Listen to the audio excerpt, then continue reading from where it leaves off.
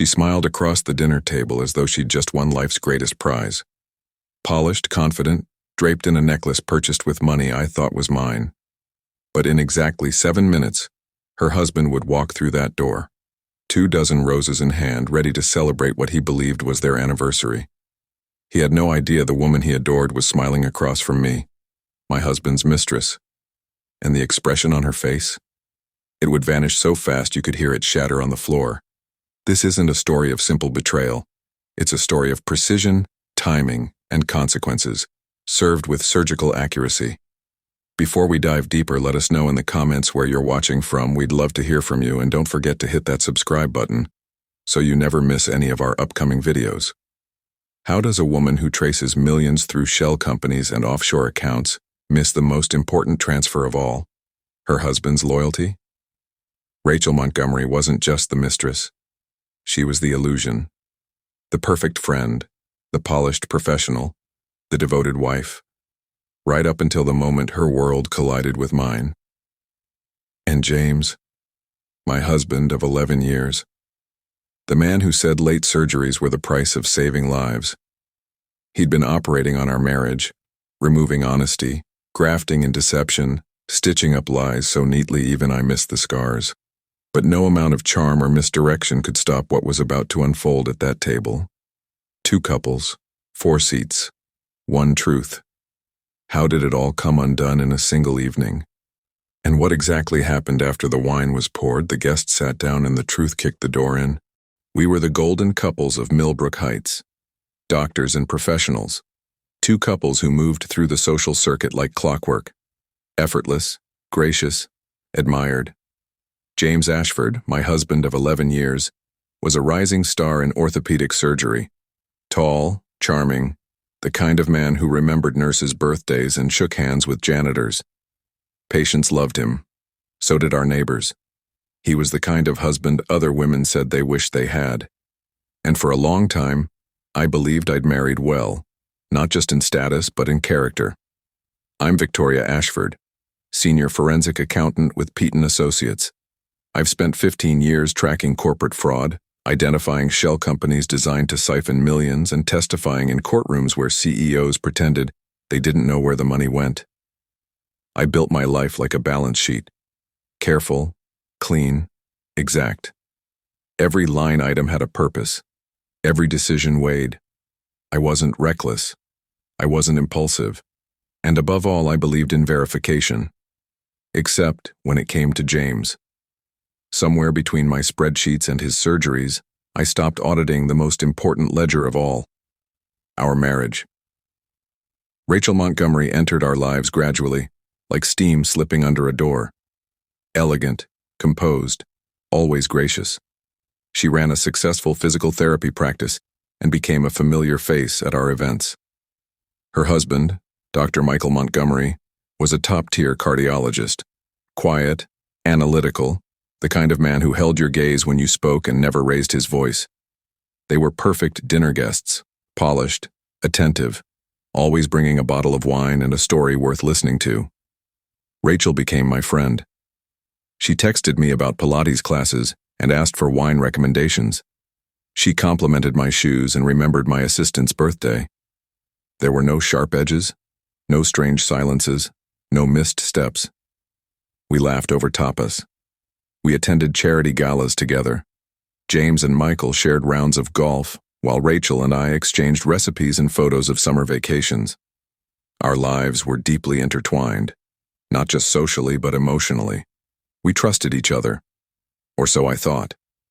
What none of us saw, or maybe what we didn't want to see, was how meticulously they planned their deceit.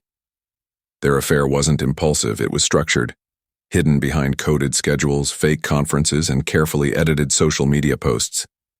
The same precision I used to expose embezzlement schemes, they used to camouflage betrayal. I investigate fraud for a living, but even I didn't see this one coming. And the worst part? I hadn't just missed the signs, I'd rationalized them. The late surgeries, the last-minute conferences, the sudden urgency in James's schedule. I had been documenting deception for 15 years, and I had every tool to detect it. But inside my own home, I told myself trust was more important than scrutiny. That love didn't need a ledger. That a strong marriage could survive the occasional unanswered question. But as I'd soon learn, unanswered questions become open secrets, and open secrets eventually demand to be seen. By the time the dinner party happened, the evidence had already been gathered. All that remained was execution. James's late nights and sudden weekend conferences in New Cologne, secrecy with his phone. I wanted to believe it was just stress, a heavier surgical schedule, hospital politics, the weight of a demanding career. But the numbers never lie, and neither do patterns. At first I tried to suppress the professional instinct, the urge to analyze, to trace, to audit. I told myself that applying forensic scrutiny to your marriage meant you'd already lost. That trust should mean something. That privacy wasn't the same thing as deception. But the moment that thought passed through me, I knew it was already too late. So I started the way I always start. Quietly, without confrontation, without emotion. I opened a blank file on my laptop and named it something boring, something James would never think to open. Then I began building a case, not as a wife, but as a forensic accountant preparing for court. Step 1. Verify the alibi. James claimed to be attending a sports medicine symposium in Albany, but the conference had ended a day earlier than he told me. I confirmed it through the official event site. Step 2. Track movement. I pulled our joint credit card statement and found charges from a boutique hotel in Saratoga Springs, not Albany. Dinner for 2 at a romantic bistro. Flowers, champagne. A receipt for an in-room couples massage. Step 3. Repeat the process. I went back through 6 months of travel. I matched hospital call schedules with hotel stays, conference registrations with restaurant bookings. And slowly, the pattern revealed itself. Every emergency weekend surgery was followed by a luxury hotel stay, a restaurant tab, and a florist receipt. And every single time the charges were billed to our joint account. James wasn't just cheating.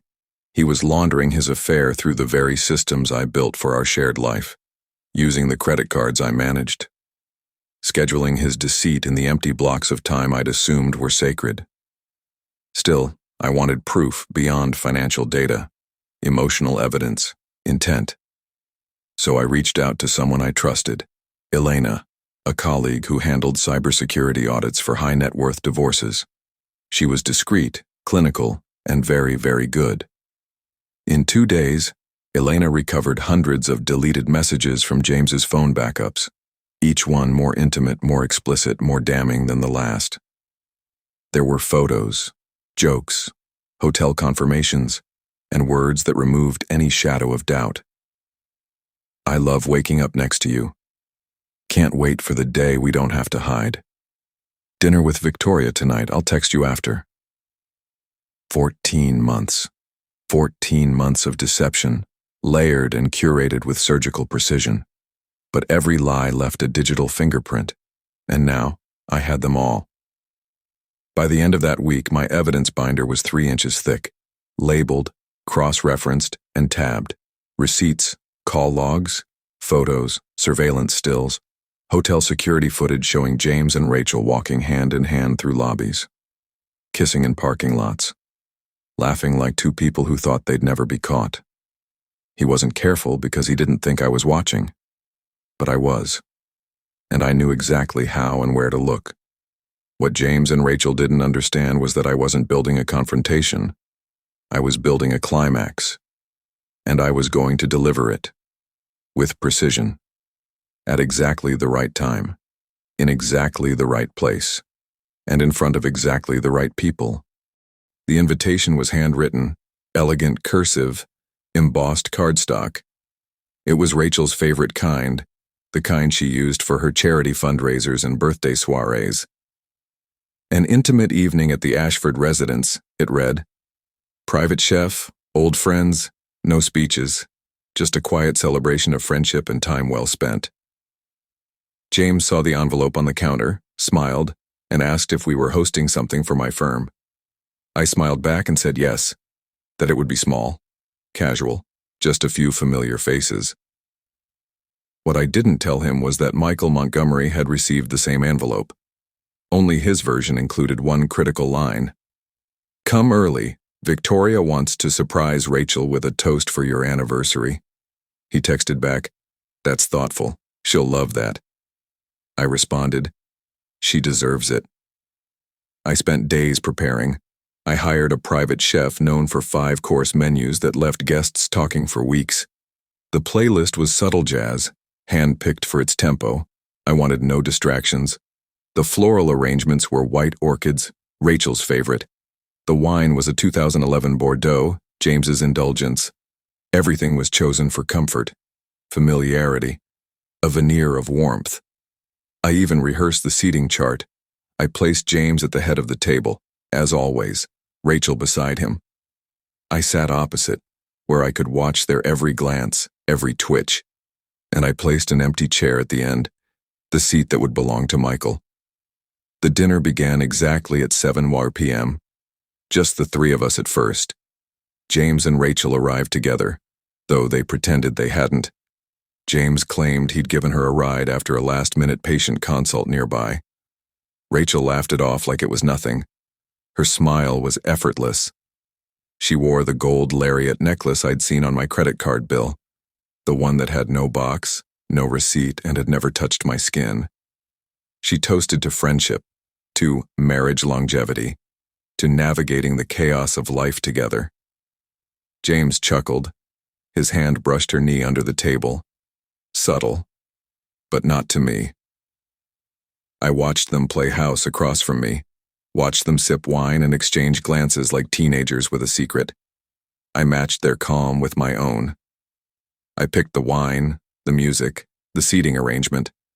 I timed every course. Not to celebrate, but to detonate.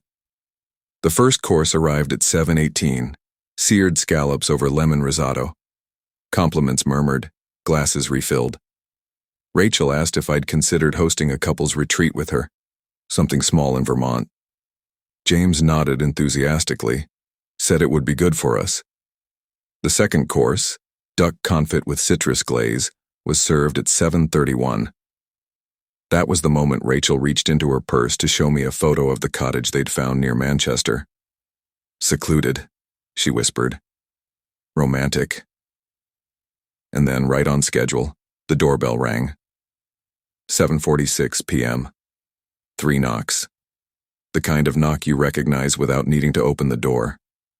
James froze. Just for a fraction of a second. Rachel glanced toward the hallway, her smile still in place. Still confident. Still smug. And then I said the words as gently as I could. "Oh, that must be your husband, Rachel." I invited him for a surprise. The moment the door opened, the room changed. Michael Montgomery stepped in holding a bouquet of white lilies, Rachel's favorite, wrapped in pale green tissue and tied with a silver ribbon. He was dressed in a navy blazer, crisp shirt, no tie. He looked calm, expectant, like a man walking into a room where he believed love was waiting. Rachel turned toward the doorway with that same performative grace she wore at medical galas, ready to receive admiration, applause, affection. Then she saw him. The smile died before she could stop it. Her body stiffened, her mouth opened, slightly, like she was about to speak, and then didn't. James looked at me, then at Rachel, then at Michael. 3 seconds passed before anyone said a word, and those 3 seconds were louder than any scream. "Michael," I said, standing, "you're just in time. Come, sit. We were just talking about anniversaries." He walked toward the table slowly, setting the flowers down near Rachel's plate like he was still trying to give her a chance to explain, to lie one more time, gracefully, to salvage the illusion. But I wasn't done. I reached under my chair and pulled out the envelope. It was heavy, not in weight, but in consequence. "This," I said, sliding it onto the table, "is what your wife has been doing while you were saving lives at St. Joseph's. And this," I pulled a second folder from my bag, is what my husband has been paying for, with our joint savings. James's mouth opened, but no words came out. Rachel reached for the envelope, hesitated, then pulled her hand back. I opened it for them. First, photos. Rachel and James, leaving the Hanover Inn in New Hampshire. The weekend, James said he was at a symposium in Albany. A second photo, kissing outside a wine bar in New Haven. A third, Rachel in lingerie, framed by the reflection of a hotel mirror, time-stamped 2:07 a.m. Second, receipts, hotel bookings under aliases, jewelry purchases from Cartier, 2 flights booked under James's credit card, destinations matching Rachel's social media retreat weekends. Third, printouts of recovered text messages. I hate pretending. I want to wake up next to you forever. Just a few more months. Then we're free. Michael was silent. He was holding the flowers now, like he didn't know where to put them, like they didn't make sense anymore. James finally stood up. His voice was forced calm, measured, the same tone he used with anxious patients before surgery. Victoria, this isn't... I cut him off. You don't get to control the narrative anymore. Rachel had gone pale, completely still, until one of the guests, a junior physician from the cardiac wing, gasped and whispered, "Is that?" as she leaned in closer to one of the photos. Another guest reached for her phone, quietly, like it was instinct, not to call anyone, just to document what she knew was about to become unforgettable. I turned toward Rachel. You wore that necklace, the one from our savings, to our daughter's piano recital. You smiled at me that day too, remember? Rachel said nothing, but her hands were trembling now. James tried to appeal to reason, but the words were flailing, useless. Look, he started, it's more complicated than it looks. There are layers to this, and I think we should... Michael slammed his hand on the table, not violently, but with finality. I don't need layers, he said. I need the truth. And then, just as the chef was entering with dessert, a beautifully plated crème brûlée, one of the guests leaned in toward me and whispered, Victoria, this is all being recorded. I thought you should know. I nodded. That video went viral before dessert was even served. In the hours after the dinner party, the news spread faster than I ever imagined. By morning, 3 different clips from the night had already been shared in multiple private physician WhatsApp groups, a handful of Facebook pages tied to Connecticut's healthcare network, and somehow, a local gossip subreddit where the post title read, 2 doctors, 1 affair, 1 explosive dinner party at Millbrook Country Club. It wasn't just scandal. It was a career-ending revelation on full display. James Ashford's professional world collapsed within days. The hospital board at Millbrook General launched an internal review. While they found no direct patient harm, the evidence of falsified on-call schedules, fabricated conference travel, and misuse of institutional time and resources made it impossible to protect his standing. 3 days later, he was suspended. 2 weeks after that, terminated. The Connecticut Medical Board followed. The investigation revealed ethical misconduct, not only for the affair, but for deceptive billing practices tied to his time away from surgical responsibilities. His medical license was suspended indefinitely, pending full review. Quietly, he tried applying for privileges at smaller clinics upstate. Every door closed. Reputation travels faster than a resume. As for Rachel Montgomery, the consequences weren't just professional, they were criminal. Michael kept his word. Every document I'd compiled, every text, receipt, surveillance still, he forwarded to the state licensing board, the insurance commission, and eventually, a federal fraud unit. Rachel's billing practices had long been aggressive, but now they were suspicious. The audit uncovered over $180,000 in false claims across 3 years. Inflated billing, duplicate entries, services never rendered.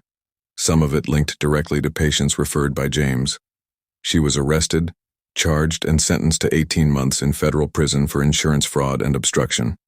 Her clinic shut down. Her name was removed from the state registry. The building where her practice once stood is now a nail salon. The divorce was finalized before her sentencing. Michael kept the house, the lake, the dog. Every photo of them together vanished from his social media. What remained was a single quote he pinned to the top of his page. "Truth isn't a weapon, it's a light switch." And me? I sold the Rosewood Manor within 60 days of the dinner.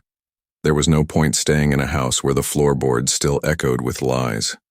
With the equity in my half of the settlement, I purchased a penthouse in downtown Hartford. Sleek, open, honest, no shadows in the corners. Every piece of furniture chosen by me. Every wall color exactly what I wanted. I left Pete & Associates and launched my own firm, Ashford Forensic Consulting, a boutique investigative practice focused solely on high-net-worth divorce fraud. I don't market myself with glossy ads or websites. My referrals come from quiet whispers, women who've had suspicions and were told they were crazy, until I gave them proof. And on Sundays, Michael stops by. We cook together. We eat slowly. We talk about our weeks, sometimes about work, sometimes not. There's no rush, no pretense, it's not romantic. Not yet. Maybe not ever. But it's real. He brings wine. I light candles. There's no lying about where we've been. No pretending who we are. And that feels revolutionary after 11 years of fog. People say I lost everything. A marriage, a home, a sense of certainty. But the truth is, I didn't lose anything worth keeping. I lost the lies. And in their place, I found something far more valuable. Clarity.